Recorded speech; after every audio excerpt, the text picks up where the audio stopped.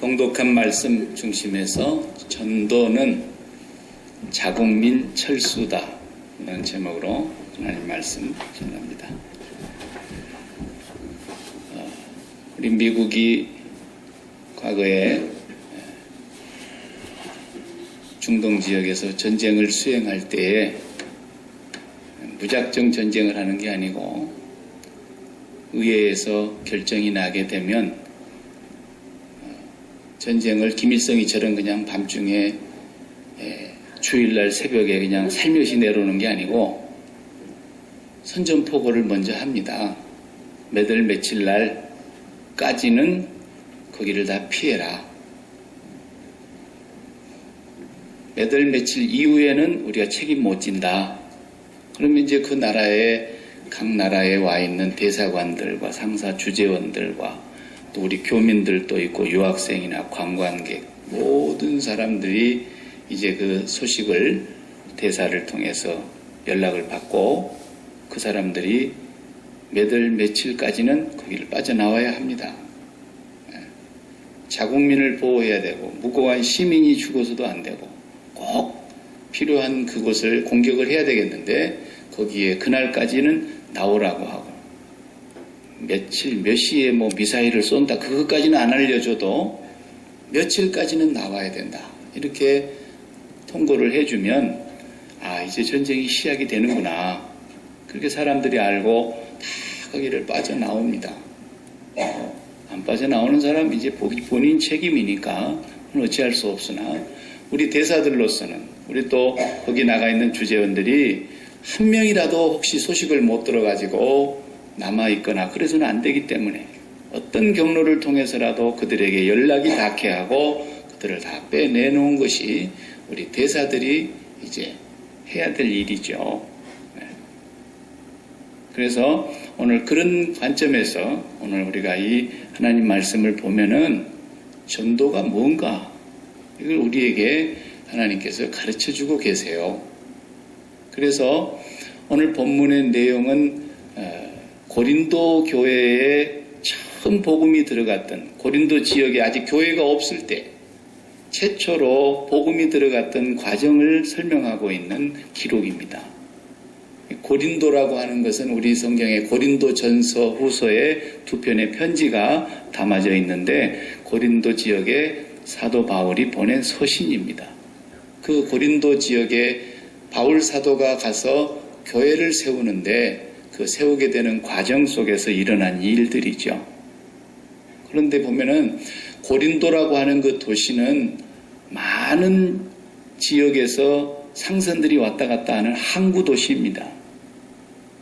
그래서 그 항구 도시에는 외국인들도 많이 드나거리고 또 물물 교역들이 많이 일어나는 곳이기 때문에 경제가 상당히 좋은 지역이었다고 기록에 남아 있어요. 그 당시에 돈이 많았다는 거예요. 돈이 많고 세계 모든 각국의 나라 사람들이 거기에 모여들다 보니까 각국의 문화가 거기서 이렇게 서로 주고받는 것들이 많았던 것 같아요. 가장 특색 있는 고린도 지역의 유적은 뭐냐면 신전입니다. 아프로디테라고 하는 가장 큰 신전이 있었습니다. 지금도 그 신전의 흔적들이 남아있죠. 그런데 거기에는 뭘 하는 곳이냐면 말로는 신을 섬기는 우상숭배를 하는 제사를 드리는 곳이라고 하지만 그 제사의 순서 가운데 뭐가 있느냐? 거기에서 일하는 그 사제들이 남자가 아니라 다 여자들이었습니다. 기록에 의하면 1000명 정도의 사제들이 있었는데 그 사제들과 거기서 온갖 음행을 행하는 거예요. 그게 우상숭배의 제사의 방법이었던 거예요. 그러니까 온 나라 사람들이 또 다른 여러 나라 사람들이 거기 항구 도시에 들락거리면서 다 거기를 그렇게 좋아했다라는 거죠. 그래서 고린도 지역에는 음행이 굉장히 성행했기 때문에 나중에 보면은 고린도 교회에 보낸 그 편지의 전서에도 보면은 그런 얘기가 나오지 않습니까? 교회 안에도 음행이 들어와 가지고 교회 다니는 사람들도 그런다는 소문이 있는데 이게 어찌된 일이냐고 사도 바울이 편지에 썼던 얘기가 바로 그것 때문인 것입니다. 그런 고린도 지역에 그런 곳에가 이제 처음 복음이 들어가는 과정을 설명하고 있는 내용인데 바울 사도는 혼자 전도 여행을 다니는 게 아니고 따라다니던 선생님이 한 분 계셨는데 누가라고 하는 누가복음을 쓰신 누가라고 하는 저자 그 의사입니다. 의사. 누가도 같이 동행하고 또 실라나 1차 전도 여행에는 바나바나 또 디모데 이런 분들이 같이 다녔어요. 그런데 이제 지금 우리가 읽은 내용은 2차로 전도 여행을 하고 가는 것이에요. 2차도 마지막 끝물에 이제 막바지에 접어든 단계인데 복음을 가서 이렇게 전하는데 복음이 그렇게 쉽게 먹혀 들어가지를 않아요. 가는 데마다 반대가 있고 회방이 있고 공격이 있고 핍박이 있고 위험이 있고 막 이러잖아요. 그런데 1차 전도 여행 때도 그런 경험을 많이 했던 거기 때문에 2차 때도 역시 가는 데마다 반대가 있었어요. 반대하면 바울 사도는 거기를 떠납니다. 왜냐하면 갈 곳이 너무 많으니까 굳이 반대하고 회방을 놓는 데서 시간 낭비를 안 하고 핍박하면 거기를 떠났어요. 그래서 또 옮겨가고 또 가서 복음을 전하다가 예수 믿는 사람들이 돌아오면 세례를 베풀고 또 핍박이 일어나면 또 떠나고 이렇게 옮겨가는 건데 그때 데살로니가에서 복음을 전했어요. 그런데 거기서 또 예수 믿는 사람들이 나오잖아요. 그러면 또 핍박이 반대로 일어나는 거예요. 그러면 또 베레아 지역으로 떠났어요. 베레아 지역에서 복음 전하니까 또 예수 믿는 사람들이 나옵니다. 또 핍박이 시작됩니다. 그래서 또 다른 데로 옮겨갑니다. 이렇게 계속 옮겨가는 과정 속에서 오늘은 고린도로 지금 오게 된 거예요. 고린도로 오게 된 이유가 뭐냐면은 베레아 지역에서 복음을 전하고 있는데 유대인들, 자기 동족이 핍박을 하는 거예요. 예수가 우리가 기다리는 메시아다. 우리 민족 아브라함으로부터서 약속했던 메시아가 바로 그 나사렛 예수다라고 얘기하니까 유대인들이 무슨 뚱딴지 같은 소리를 하냐. 그 사람은 죄수로 십자가에서 형벌을 받아 죽은 죄인이다. 그런 소리 하지 마라. 그러면서 계속 유대인들이 바울을 핍박하는 거예요. 너무 핍박이 심해서 죽이려고 했어요. 그러자 같이 갔던 실라와 디모데가 바울 사도만 먼저 빼냈어요. 그래서 아테네, 그리스 아테네로 보냅니다. 아테네에 가서 혼자 있게 됐습니다. 그러면서 빨리 오라고 디모데하고 실라에게 얘기해놓고 혼자 피신을 했는데 디모데는 그동안에 어디 갔었느냐? 디모데는 데살로니가 교회를 잠깐 방문했어요. 왜냐하면 그 앞에 핍박이 많았던 걸 보았기 때문에. 그 소식을 알려고 갔고 실라는 그동안에 어디로 갔느냐? 빌립보 교회를 갔어요. 빌립보 교회에 가서 선교 헌금을 모아놨다는 얘기를 듣고 선교 헌금을 받으러 갔어요.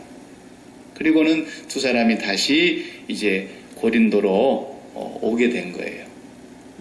그 와중에 바울은 혼자 피신을 와가지고 그리스 아테네에서 복음을 이렇게 전하는데 아테네는 얼마나 그 철학과 예술의 도시입니까? 학문의 도시 아닙니까?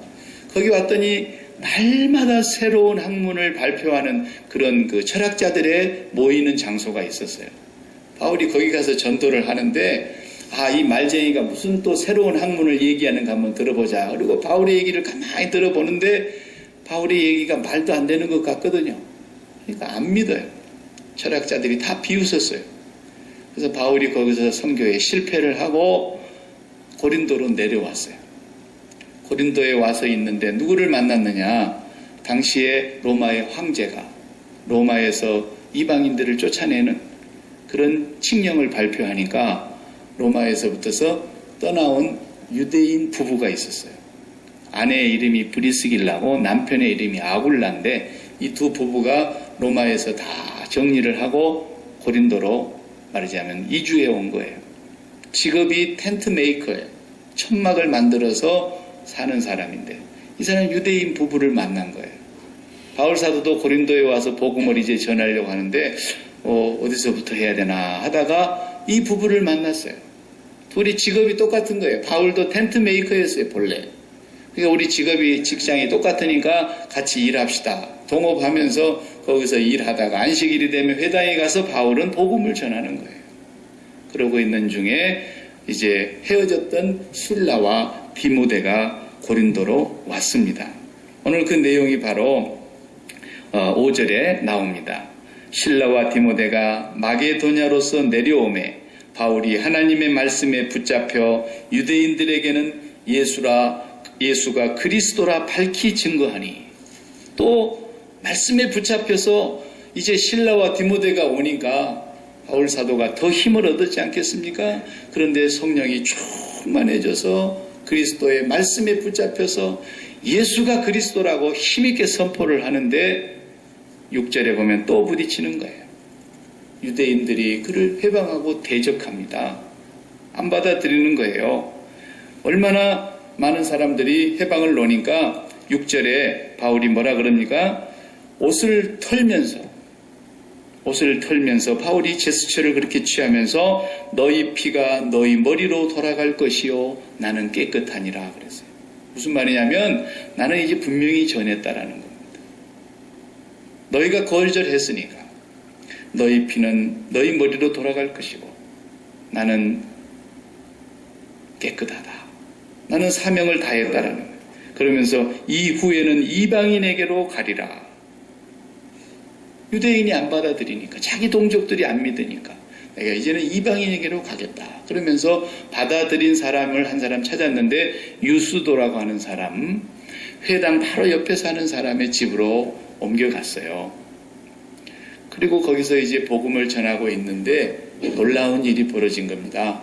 회당장, 그리스보라는 회당장이 바울이 전한 복음을 듣고 회개하고 예수를 믿고 세례를 받았어요.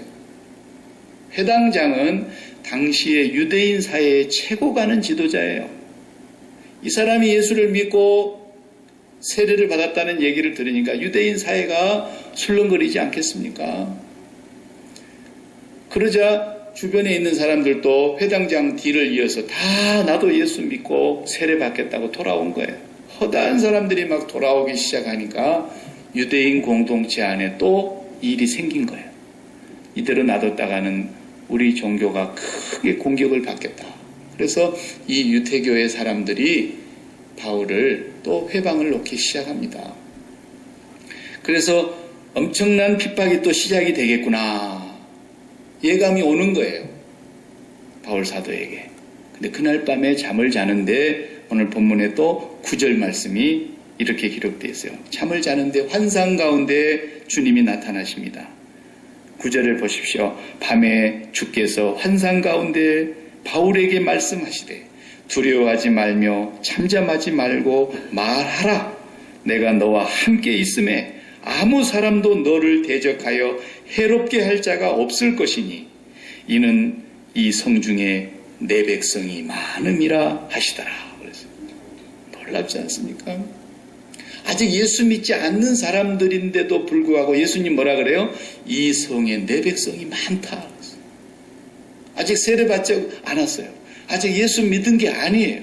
그런데 이 도성에 내 백성이 많으니까 두려워하지 말고 네가 잠잠히 있지 말고 예수가 그리스도라고 말하라. 누구도 너를 대적하지 못하고 해하지 못할 것이다. 내가 너와 함께 있을 것이다. 이 말씀을 밤에 환상 중에 주시는 거예요. 그래 바울 사도가 이 말씀을 듣고서는 너무 힘이 되지 않겠습니까? 여러분 그렇지 않겠어요? 오늘 밤에 잠을 자는데 밤중에 주께서 꿈에라도 나타나셔가지고 이런 말씀을 주신다 그러면요 천하를 얻은 거 아니겠습니까? 바울이 담대해진 거예요. 그런데 놀라운 말씀이잖아요. 이 성에 내 백성이 많다. 이게 무슨 말씀이겠습니까? 전도가 무엇인가를 우리에게 말씀해 주고 있는 거예요. 이 한 절의 말씀이 바울의 전도의 형태를 우리에게 가르쳐 주고 있고 전도라는 것이 무엇인가를 가르쳐 주고 있고 이 한 구절이 전도가 어떻게 이루어지는가를 우리에게 말해 주는 거예요. 전도는요. 우리 동네에서부터 시작해서 지구가 둥그니까 우리가 세상 처음이고 세상 끝이에요. 아이고 야키마 이 시골에서 고생하십니다. 누가 나한테 이루한답시고 그런 얘기하면 무슨 그런 소리를 하느냐고. 지구가 동그란데 내가 세계의 중심에 있는데 지금 무슨 말인지 잘 모르시나. 우리 야키마가 세계 중심이에요. 전도가 이루어지는 곳이 세계 중심이라고. 시애틀이 세계 중심이 아니에요. 어디든지 전도가 이루어지는 그곳에 뺑 돌아와서 다시 와봐요. 자기 서 있는 곳에 도로 도착하는데 우리가 세계 중심이에요. 그런데 어느 나라, 어느 도시, 어느 지역을 가든지 거기에 하나님의 백성이 있다라는 거예요. 그 백성들을 전도는 뭐 하는 거냐? 철수시키는 거예요. 이 세상에서 철수시키는 거예요. 세상에서 나오라라는 거예요. 계시록의 음성이 들리지 않습니까? 하늘로부터 큰 음성이 들려가는데 내 백성아 거기서 나오라 그러잖아요. 공습을 시작하기 전에 완전히 거기를 초토화시켜서 이 지구의 지도상에서 그냥 지워버릴 만큼이나 총공세로 공격을 퍼붓는 그 자리에 우리 백성 한 명이라도 있어서는 안 된다라는 거예요.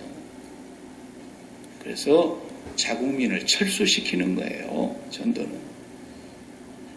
전도는 무슨 교회 성장의 이론이 아니에요.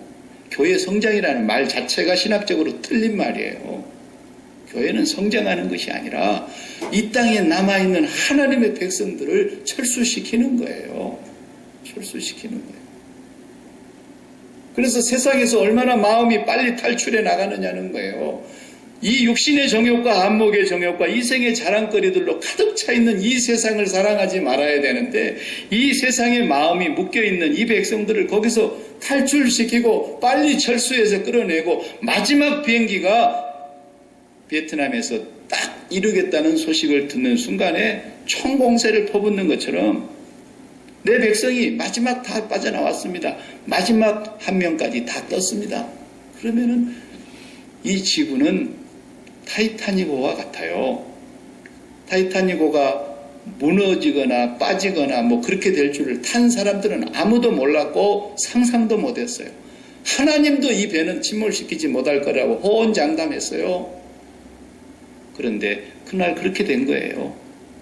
마찬가지로 이 지구는 반드시 침몰하고 반드시 없어질 타이타닉호와 같은 세상이라고요. 그렇기 때문에 오늘 우리가 이 세상에서 탈출을 하지 않으면, 마음이 이 세상에서 예전에게 철수를 하지 않으면 세상과 함께 망하는 거예요. 전도는 바로 그걸 말하고 있는 거예요. 지금 세례도 받지 아니하고 복음도 아직 듣지 아니한 백성들 가운데 내 백성이 많이 있다 이 성에. 두려워하지 말고 네가 예수가 그리스도라고 외쳐라. 듣든지 아니 듣든지 담대하게 말해라. 내가 너와 함께 있을 거고 그 사명을 다 이루기까지는 내가 너를 떠나지도 않을 거고 네 목숨을 누가 해하지 못할 것이다. 이게 하나님이 보증을 하시는 거예요. 전도가 다른 건 줄 아세요? 전부가 다 하나님 나라 백성들이 남아있는 곳에서 그 사람들을 철수시키는 이 일을, 우리나라 대사가 그 지역에 관광객 한 명이라도 자국민을 다 철수시켜야 되는 것처럼 하나님의 나라의 대사로 보냄을 받은 우리 엠베세더들은, 그리스도의 대사가 된 우리들은 이 땅에 남아있는 하나님의 백성 마지막까지 그 사람을 철수시켜서 이 세상을 그 마음에서 떠나게 만들어야 돼요. 세상에 대하여 십자가에서 죽게 만들어야 돼요. 세상에 발을 붙이고 살아도 우리의 심장이 하나님으로 올라붙어서 하나님의 나라를 사모하면서 살도록. 죽음이 뭡니까? 죽음은 세상 졸업하는 거예요. 졸업. 이 세상에서의 삶을 졸업하는 거예요. 왜 하버드 대학은 항상 조기 졸업했다 그러면은 신문에 내주는데, 그리고 막 자랑하고 밥 사라 그러고 그러는데 세상을 조기 졸업한 사람을 그렇게 막 난리를 치는지 몰라요.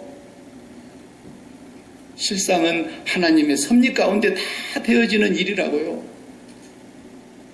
그런데 우리는 이 세상을 졸업하는 것이 구원을 받은 백성에게 있어서 최고 큰 축복인데 우리를 왜 살려두십니까?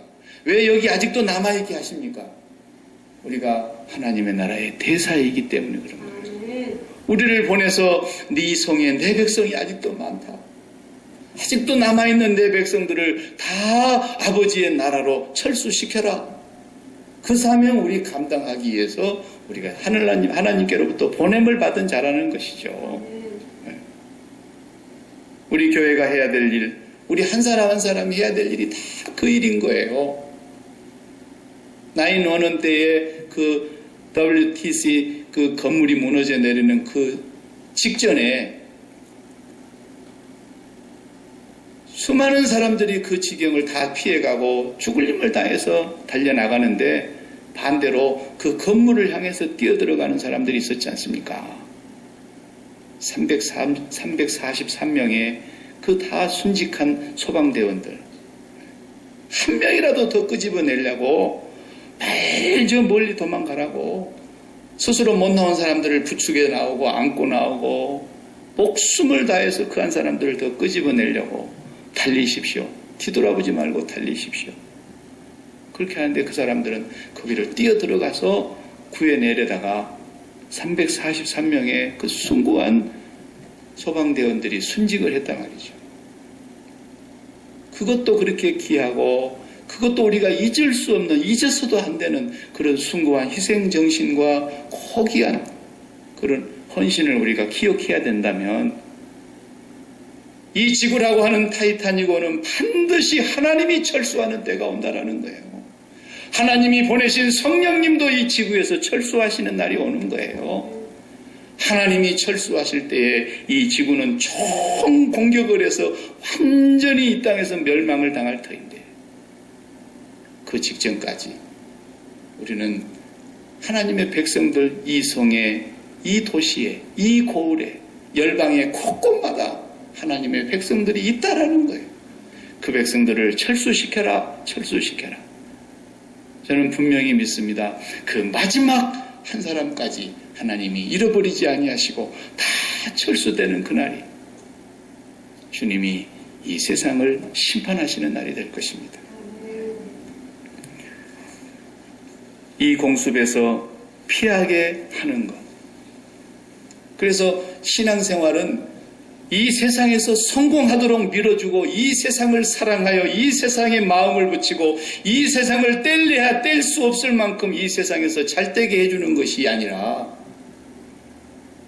하나님이 그렇게 부어주신다 할지라도 이 세상에서는 마음을 떼고 이 세상에서 그리스도의 대사로 남은 자를 구원해내는 사명을 감당해야 되는 것이 우리 그리스도인들입니다. 그것을 보여준 것이 출애굽의 사건이에요. 내 백성을 내보내라. 모세를 통해서 그렇게 얘기했더니 못 보낸다. 끝까지 물고 늘어지잖아요. 그래서 하나님이 보내라. 안 보내는 그 바로에게 그 많은 재앙을 내려 보내는데도 바로가 끝까지 안 내놓는 거예요. 타협을 하려고 하면서까지도 안 내놓는 거예요.